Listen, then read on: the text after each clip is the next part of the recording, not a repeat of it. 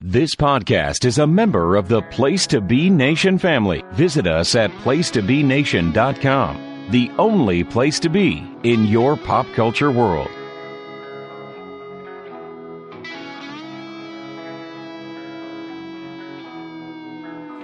I heard you've been looking for me, but you look for trouble. You're gonna see that your words are dangerous. Your talk is cheap. So now I'm standing here. You tell yourself you know what to do when you realize that I am coming for you. Then you'll change your mind and run like a child when you see me standing here. Now I'm standing here. Don't question my heart. Place to Be Nation, welcome to another episode of Extreme Resurrection. I'm James Gruenberg alongside Michael Cook. Michael, how are you doing tonight? Doing pretty good. Summer's here finally. We got through the holiday, a little crappy weekend here in Connecticut. But with summer here, the temperatures will be rising. School's almost out, and it's time for some ECW. Yeah, hopefully, we can catch some of us can catch a baseball game, and hopefully, for those towns who do have a WWE live event, which Connecticut does not at the time, I hope that you guys enjoy the live tour as well. Yes, and definitely catching some baseball. Hey, the Metsies have won 6 out of the last 7, so they're on a roll. Yeah, the Yankees are slumming it this year. I'm sure Mr. Criscolo won't be crying about that. No, he won't be. So let's dive into it. This is ECW, August 29th, 2006, from Reading, Pennsylvania at the Sovereign Center. Sovereign. What is it called? Sovereign Center. Sovereign Bank. Sovereign Center, okay. So we get a Paul Heyman promo. He says ECW is his life. He gave birth to ECW.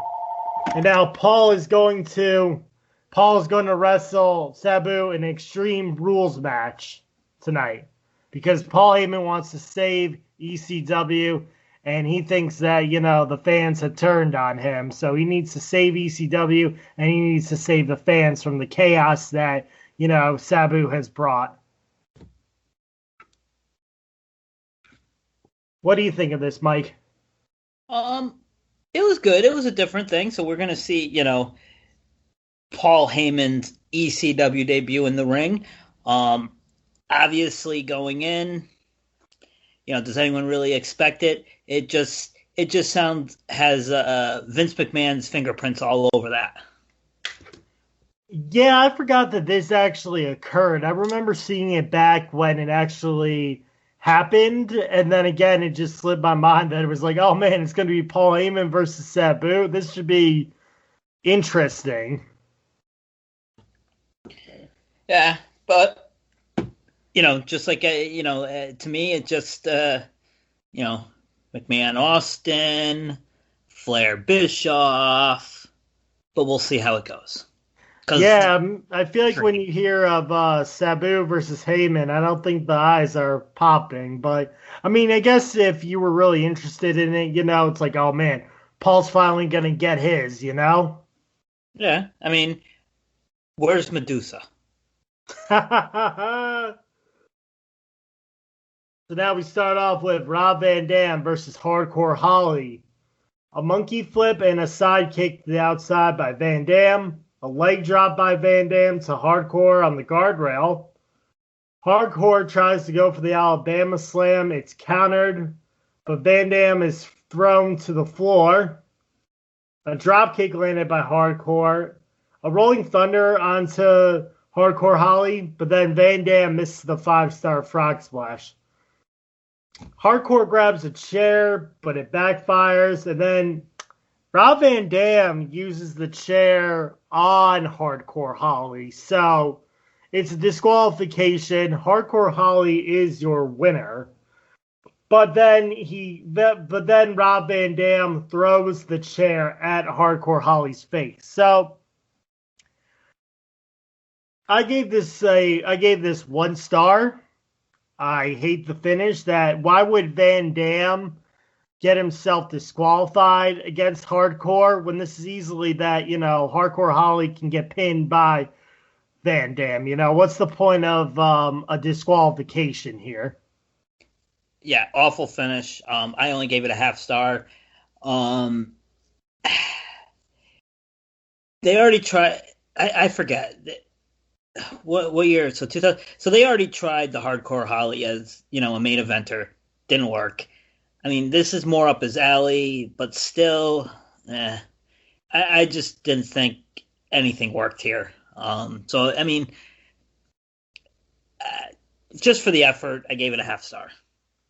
Yeah, but I think that it's just gonna build its feud, like between Hardcore Holly and Rob Van Dam. And if we remember the last time, Hardcore Holly is also listening to Paul Heyman, so Hardcore might be a stooge for Heyman at this time, going forward. Yeah, that is true. So then the Big Show comes to the ring, says he's the most dominant champion. He talks about how he beat up DX at SummerSlam and Raw, and then he challenges DX to a handicap match next week on ECW. I didn't know if it was the Monday before this show, if Mr. McMahon announced that it was going to be DX versus Big Show and the McMahons in the Hell in a Cell, or is that next week? So no, that's already been announced. Oh, it was already announced. Okay, thanks. And to me, yeah, it's just a commercial. They're commercial. It's obviously setting up for the pay-per-view.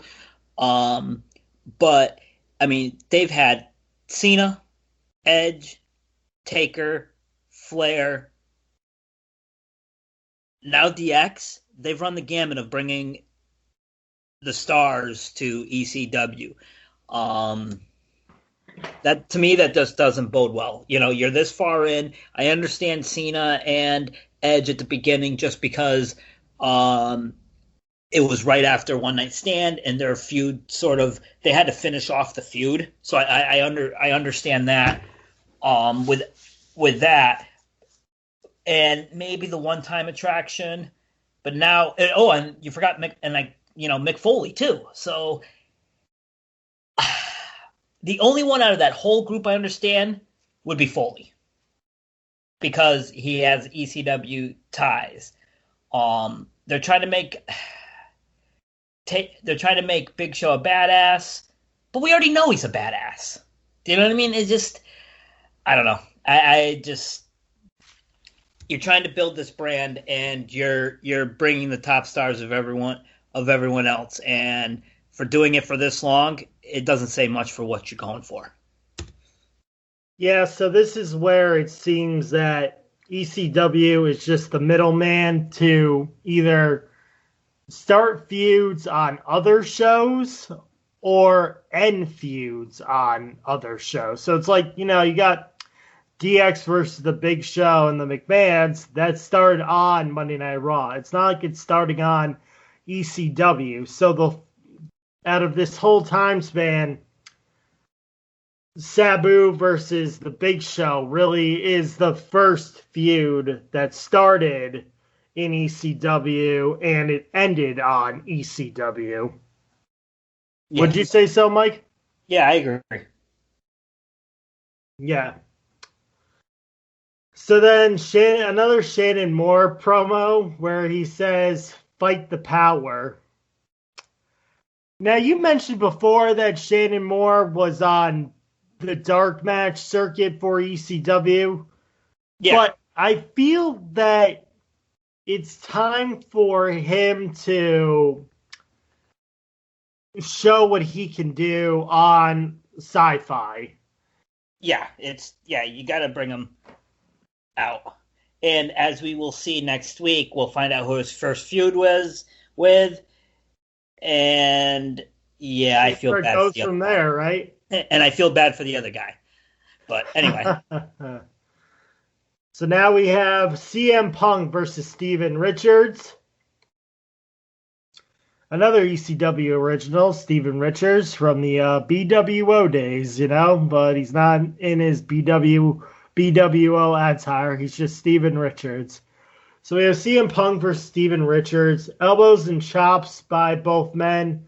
Steven is sent to the outside. CM Punk dives to the middle rope to Steven. Punk goes to the top but is kicked in the stomach by Stevie. A bear hug applied but is broken up by Punk. A drop kick by CM Punk and a power bomb, but a 2 count only. And then he goes right into the Uranagi into the Anaconda Vice Grip for the win. I gave it a star and a quarter, so a star and a quarter on my end. I gave it a star and a half. Again, it was basically an enhancement match for Punk to try to establish Punk. And it's tough because hindsight's 2020. It's good, but they really need to start ramping up these guys now. They really do. Yeah, I mean, you can only give CM Punk, so many small guys and not the main he's basically getting the jobber pile. And I'm not saying Steven Richards is a jobber. Steven Richards does seem like a good fit. Justin Credible's a good fit. But imagine if CM Punk was having matches with the Sandman, or Tommy Dreamer. Those I think would be great matches. It would probably boost up the Sci-Fi rating for ECW. Yeah. I agree. But yeah, and again, we're looking at it in 2021 eyes. Because back then, if you were a WWE guy, chances are you didn't know who CM Punk was. If you were just straight WWE, which guess what? I had no clue who CM Punk was. Neither did I. So to me, Steven Richards, he's a name. So again, we'll see the progression, and I'll have my comments about next week. So now we get Matt Striker. He comes to the ring. Mike, when you think of Matt Striker, what do you think of? I think wise ass teacher. I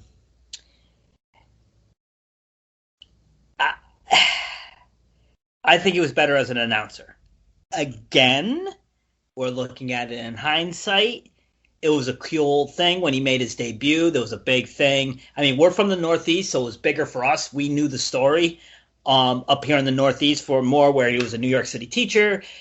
I don't know New York City, but New York teacher. And he'd use his sick days to wrestle, so they fired him. And then WWE hired him. So it was a cool thing. I mean, the rest of the country might not have known this. So I was kind of enlightened by Stryker. However, he's a manager, in my opinion. He would have been better used as a manager because he's a talker. He can talk. Yeah, he can. And to add on what you were saying, I thought the same thing.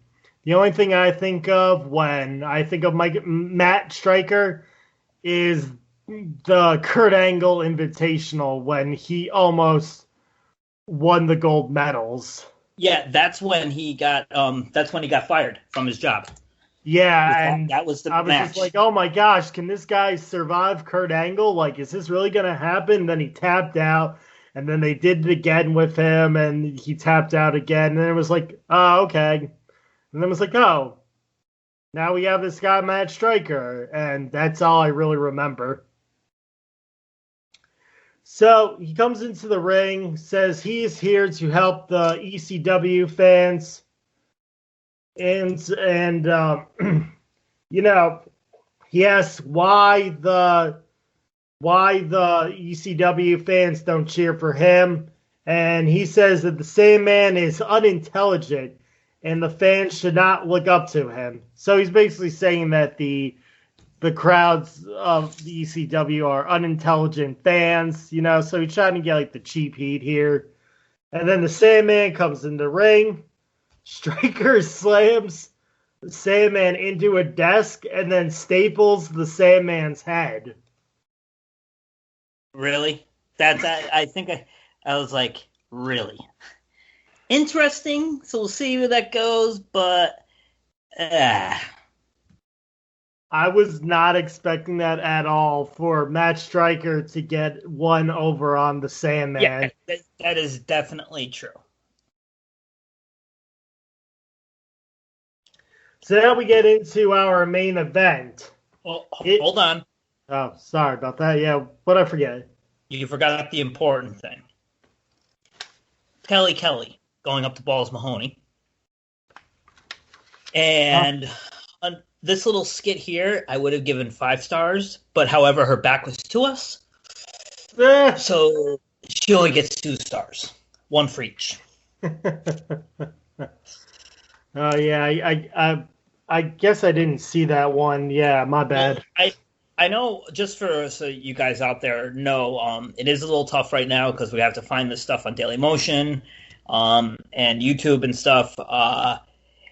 I did hear, I did read somewhere that the plan is to have all the ECW stuff fully up by the end of July, I think.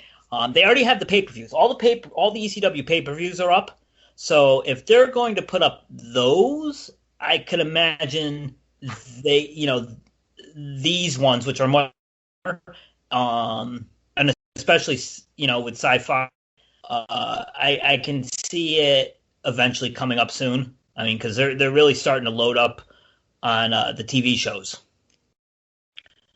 So some of the Dailymotion doesn't have some of the skits.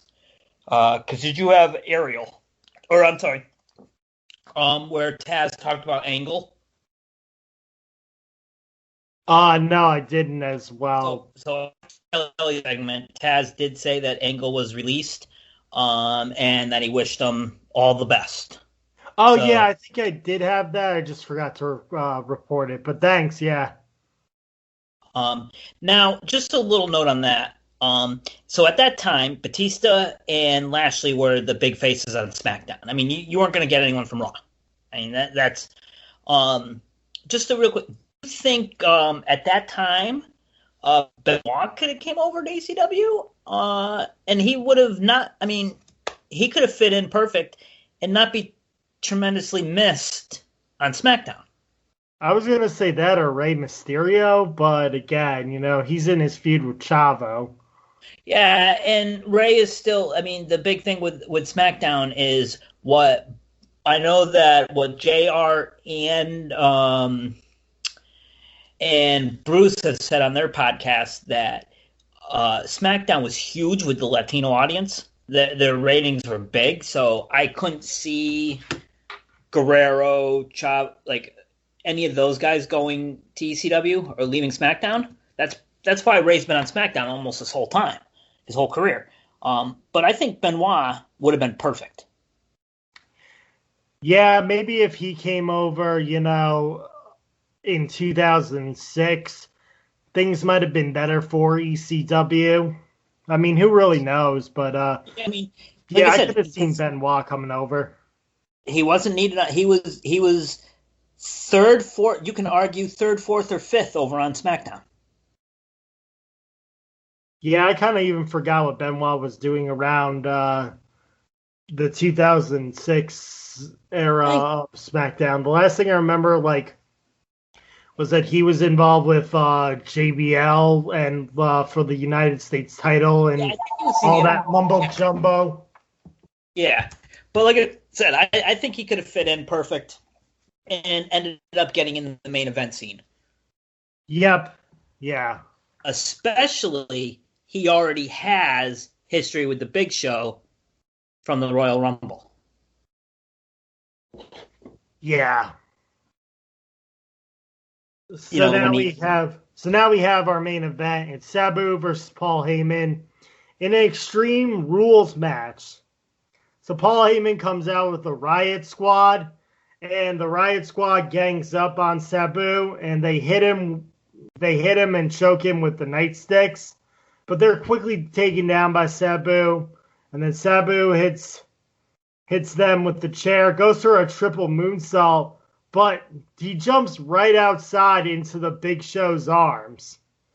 Sabu counters Big Show with a DDT to the floor. Sabu gets up by the Riot Squad.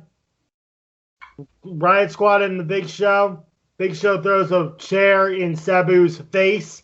Sabu is bleeding. Then Paul Heyman slaps Sabu, then is headbutted by the Big Show. A table is set up outside. A backbreaker by the Big Show. Sabu tries to come back but is clotheslined. Rob Van Dam comes to save Sabu, a Van Daminator to Big Show. Big Show's face with a chair. An Arabian facebuster with a chair to Paul Heyman. Hardcore Holly then comes out, and he slams RVD into the table. A leg drop by the Big Show to Sabu with a chair, and then Paul Heyman climbs on top of Sabu with the Big Show's help, and he gets the pinfall. So Paul Heyman beats Sabu. I gave this a 1.5 stars. This needed all the gaga. I gave it 2 stars. I mean, you knew it was going to be just a total shit show. You knew Big Show was going to be involved. You knew it wasn't going to be just Sabu. But it wasn't bad. You know, it was their first match together. They haven't really built it totally up. Like, it's not like, you know, at this point, we're at the point where Heyman's got to get his just due. So I'm fine with it. Yeah, I was fine with it too. Plus, it is building up the heels more, you know, where Sabu and Van Dam, they were always beating up on the Big Show, and now they're getting beat up now, and, you know, the heels are standing tall. So we're seeing, you know, new feuds and a little mixture of old feuds here on this episode of ECW. Like, we're seeing more with, you know, we're seeing a new feud brew between Hardcore Holly and Rob Van Dam. And we're seeing Matt Striker brew something up with the Sandman as well. And I like the finish to the main event, too. You know, like that the heels were standing tall at the end of this show. And then also, Big Show then slams Sabu into another table. So the heels are getting one over on the baby faces this show. Yeah. I mean, if I were to give it out of 1 out of 10, I'd give this show a 4.5. Yeah, I mean, it's only an hour show, so I would give it a 4. Like, I mean, if you're going to go like an hour, you got to go like between the lines of 1 through 5. So I'm going to give this I would give this a 4. Ooh, you're at a 4 out of 5? Yeah. I'm probably more down on it, so I'm going to say a 2.5. Oh, yeah. Well, yeah, I mean, I guess now because you said out of 10, so I'll go 3. Actually. I'll take mine with 3.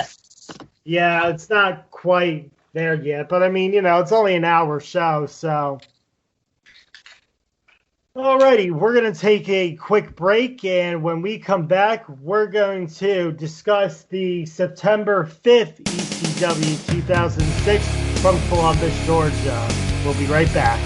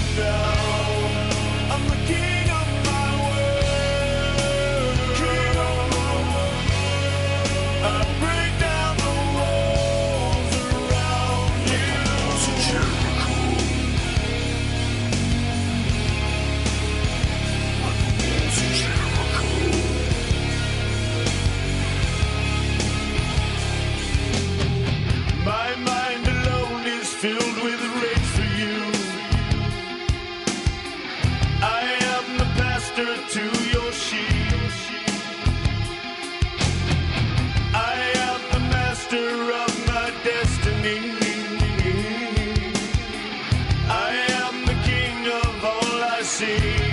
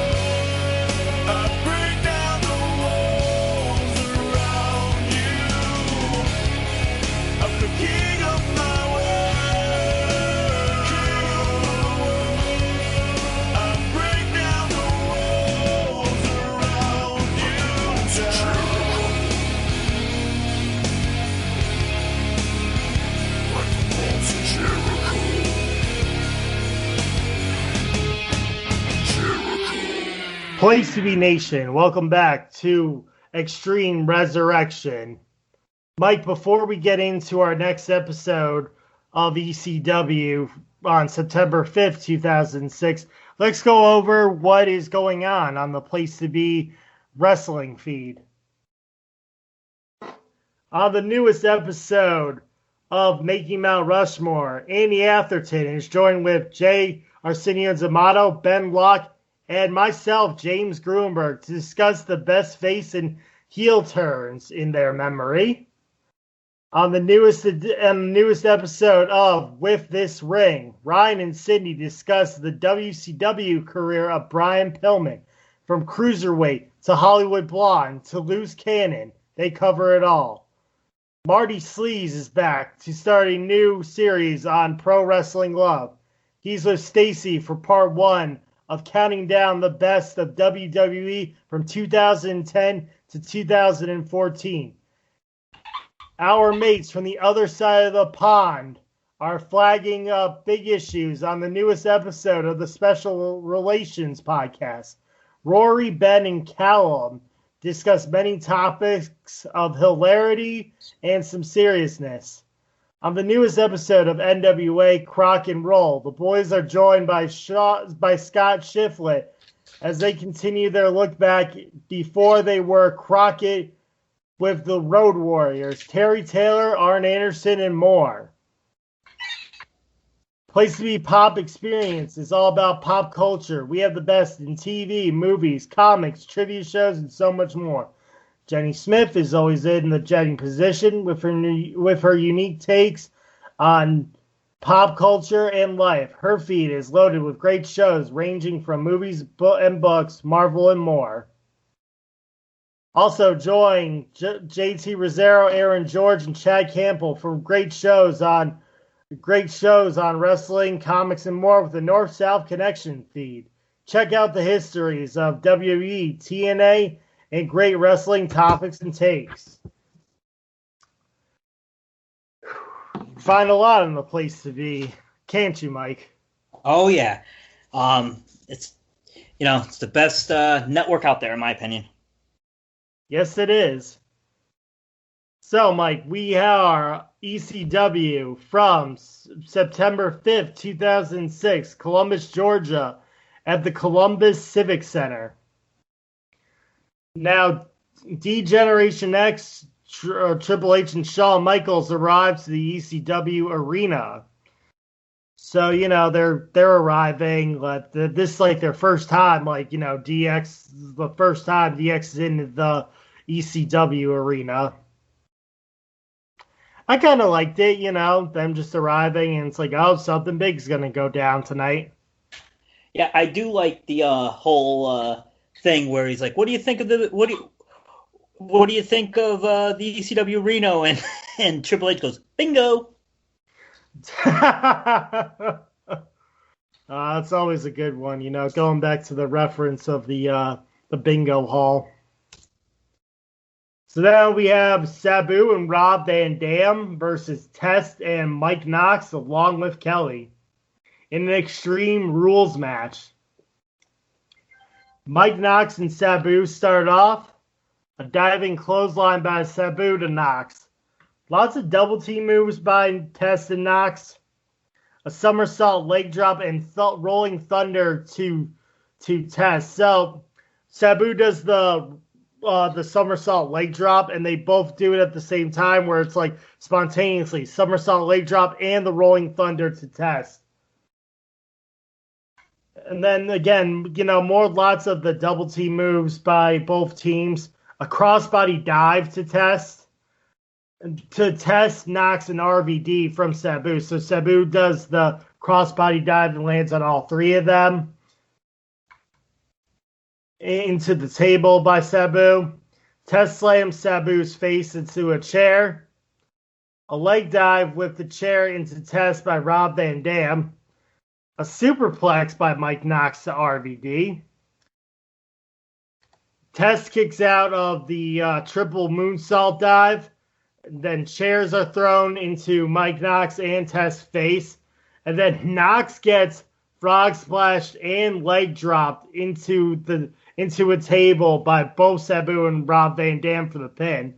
I have to say, at the end of the match, I think Rob Van Dam botched the frog splash. It didn't align right with the leg drop, Van Dam, I think, went a little too far, but Sabu landed the leg drop really well.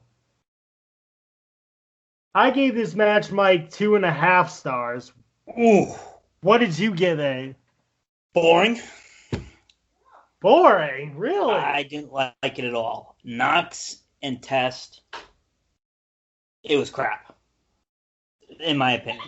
I just didn't like it at all. I gave it a 0.5 star. I don't know.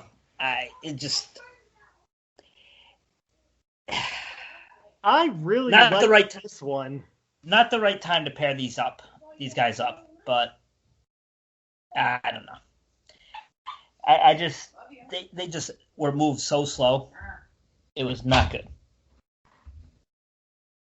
Whew, yeah, but I mean, with all the hoopla and, the extreme moves by Van Dam and Sabu, I really thought this was a great match. The fans were really on their feet.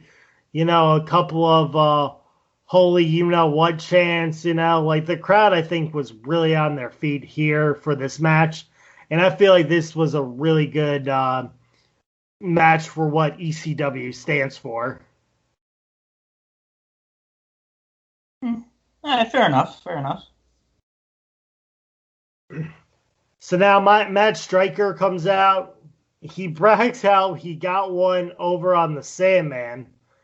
And he tells a cheap joke here. This is also the time when the crocodile hunter, Steve Irwin, passed away due to a stingray accident. Matt Striker says he wouldn't swim carelessly in water with stingrays, so he's getting cheap heat by, bringing the crocodile hunter's death into play. Yeah, that was kind of messed up. Too soon. The Sandman comes out to the ring, and he's chugging beers, and Matt Striker just runs away.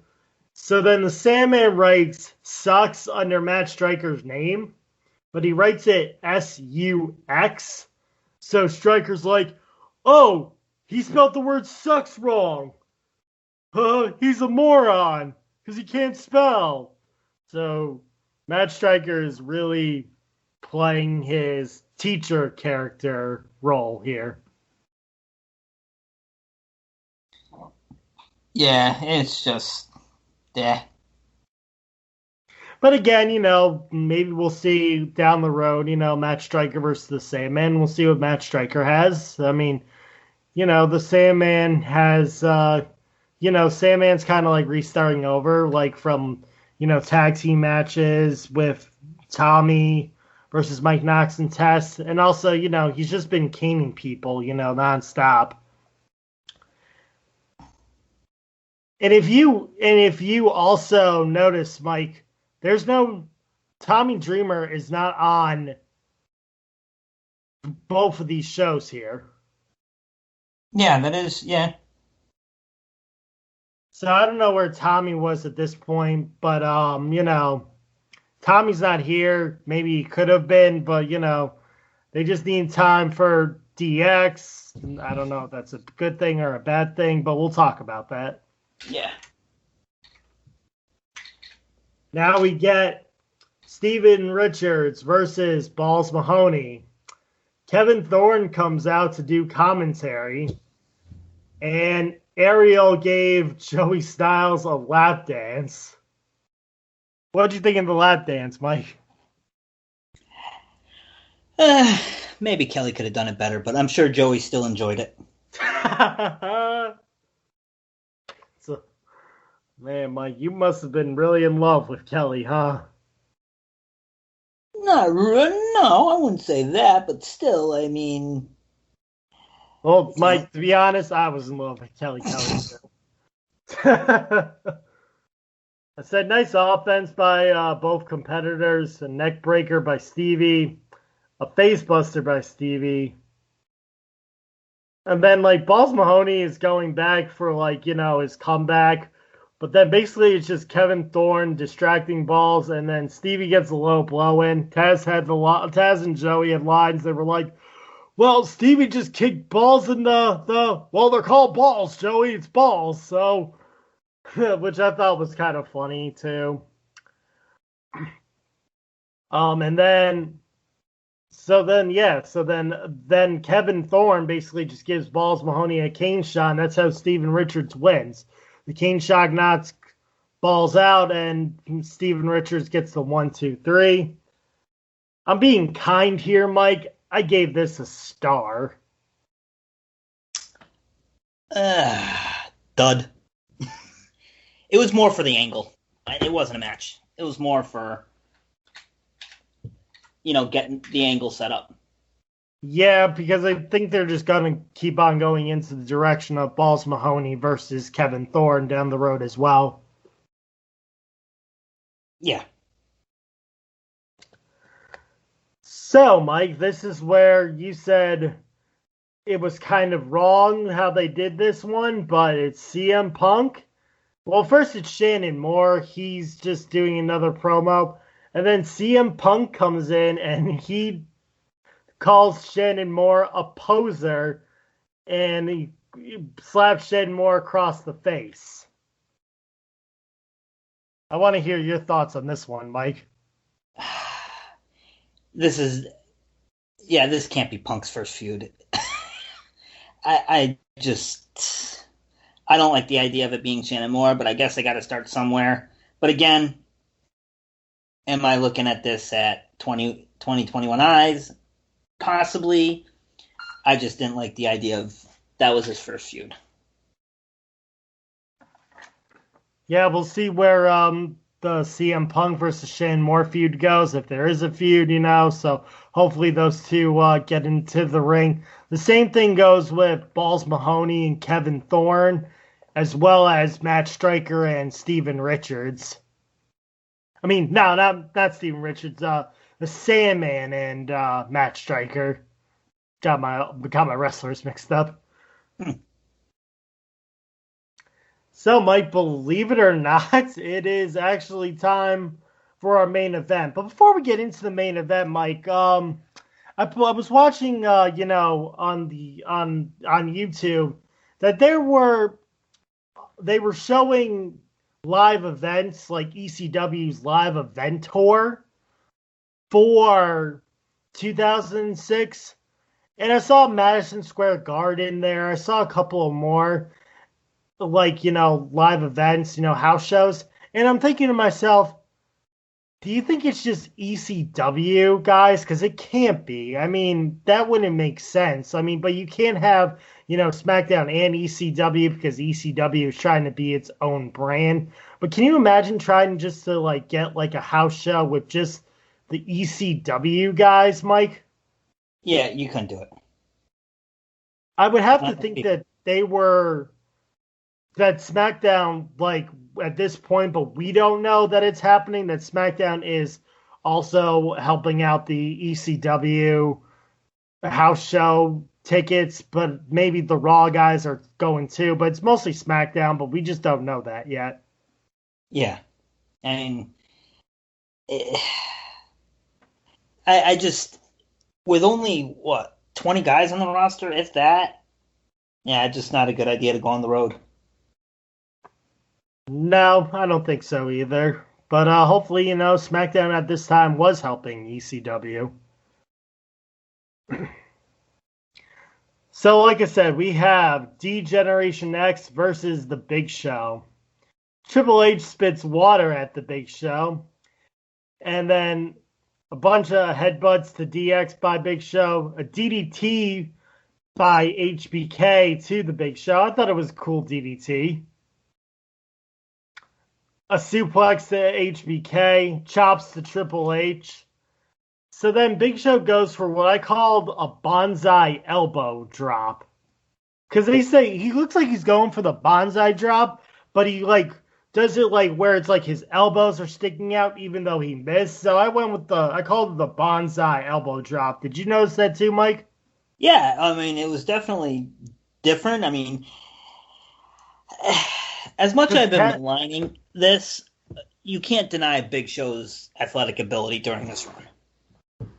Yeah, because Taz doesn't say it's a bonsai drop. He says it's a flying elbow drop, but it looked very Yokozuna-like to me. Yeah, I definitely. So it's missed by, so then the bonsai elbow drop is missed by the Big Show. The Riot Squad takes out Triple H. I kind of like this, they just headbutted Triple H with their helmets, and Triple H was down for a little while. Thought it was a good heel move, good heel tactics by Paul Heyman's Riot Squad, So I don't know what you thought of it, Mike. What did you think of that? I'd rather it be, Ruby Riot, but I'll take this Riot Squad anyway. It's getting to the point that I think the Riot Squad's starting to become overused. I mean, because, again, you knew they were going to come into play. I mean, you could see it a mile away. But, I mean, for Triple H at this point, just to take it like that, and sell it that much, they're going all out. But, again, it's all a preview for coming up for the pay-per-view.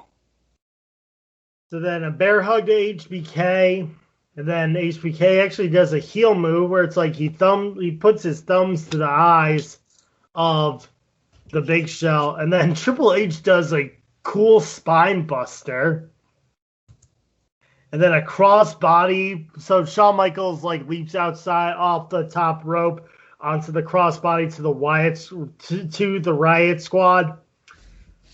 And then Hardcore Holly comes out for the DQ. Big Show and Hardcore Holly and the Riot Squad, they were mauling HBK. I thought they were doing some good numbers on HBK.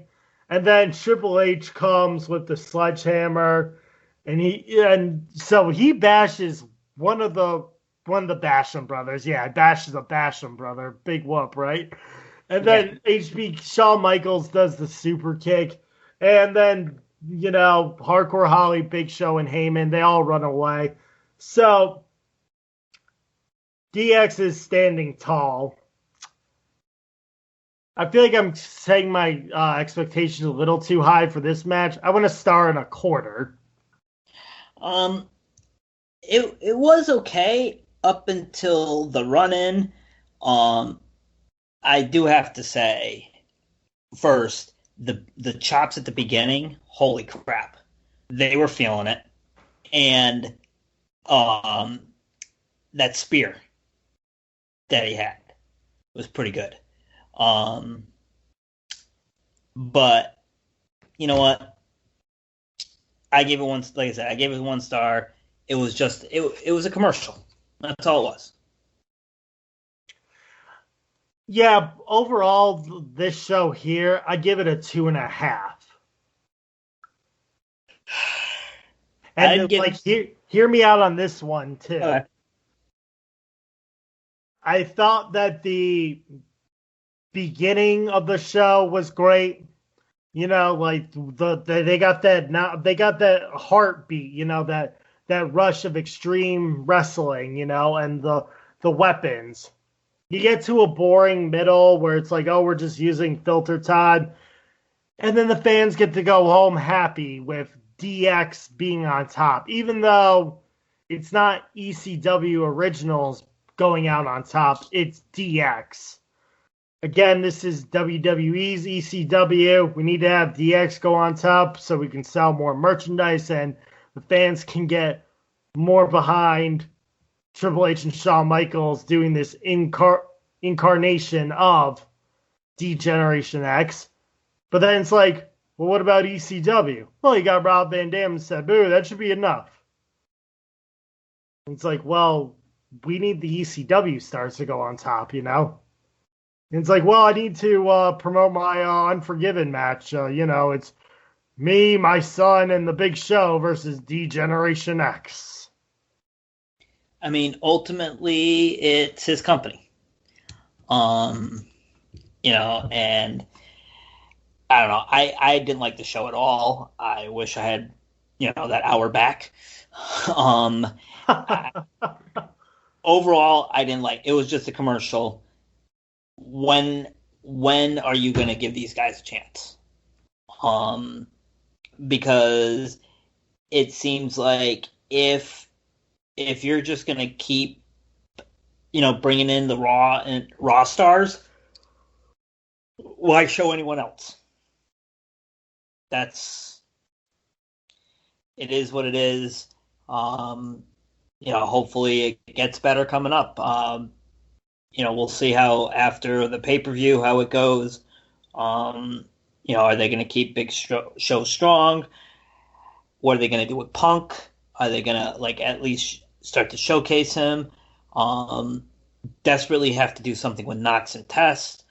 And will Shannon Moore finally step into the ring on the Sci-Fi Network? Yeah. You know, again, looking at it from eyes now, it's easier to go back and see, but I mean, I don't know how anyone, I mean, at this point, everyone knows that this is an ECW. And they, you know, I mean, you had an idea at the beginning or whatever, or maybe after coming out of a One Night Stand, you had hopes. But yeah, I feel like, you know, after the July 4th episode, it felt like, and SummerSlam too. But again, that was like, you couldn't have Big Show's reign be a month, but, you know, Sabu could have maybe Sabu could have won at SummerSlam, you know, like to have that ECW babyface moment. But it felt like, you know, after the July 4th episode, it was like, all right, this might be going in Vince McMahon's direction. Yeah. I feel like it could have been saved if Kurt Angle didn't get released, but who knows, you know? That's here or there. Yeah, well, he brought it on himself, as he knows now. Overall, Mike, I thought these were okay shows. They let the heels get one over on the baby faces, And we are seeing, more new stars, and we're seeing hopefully good new feuds, like we know that the new feuds are brewing. Are they going to be good or are they going to be bad? Who knows, right? Yeah. Mike, before we wrap things up here on Extreme Resurrection, do you have anything that you want to plug? Just every other Friday, keep listening for the trivia show that with Andy Atherton and Jordan Duncan and myself. We're going strong. We're in the semifinals now, the third semifinals. By the time you listen to this, we should be recording it. And it's going to be good. And for those of you guys that haven't listened to it, go back and listen. It's a good trivia. It has no wrestling or sports. It's all basically pop trivia. And we've had some good shows, and they've been fun. Yes, they have been. I'm looking to see who's going to come out on top as the champion, and who's going to get that title belt that Andy has. If you haven't seen it, you got to get on the Facebook page. I know he posted it up there once. You got to check it out. I mean, this belt is beautiful. Andy did a great job with that. Well, as for me, Mike, I've wrapped up on the Place to Be Pop feed. Pop Goes to the Couch. The last episode of season 1 for Mighty Ducks Game Changers dropped. That was me, J.R. Arsenio Zamato, and Greg Diener. We recorded the last episode. So if you want to, you can go back into the archives and listen to our review of each episode of Mighty Ducks Game Changers. It was fun, it was a fun show and, a fun review. We're looking forward to hopefully getting back into Pop Goes to the Couch with season 2, if season 2 actually happens. So, just go back and listen to the episodes. I haven't watched any of the shows yet, so I'm gonna probably sit down and binge watch them sometime soon. So I'm looking forward to it being, the Mighty Ducks was right up my alley. Once I was when they first came out, so I'm gonna look forward to it. Yeah, it gives you that nostalgic feel, and it makes you feel like you're watching the Mighty Ducks again. Like the original 3 movies. Yeah. Well, that's going to wrap up for this week's episode of Extreme Resurrection. I'm James Gruenberg, alongside with Michael Cook. Stay extreme, everybody. We'll see you next time.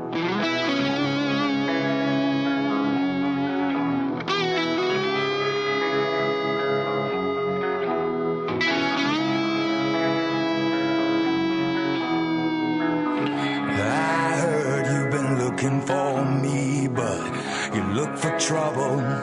You're gonna see that your words are dangerous.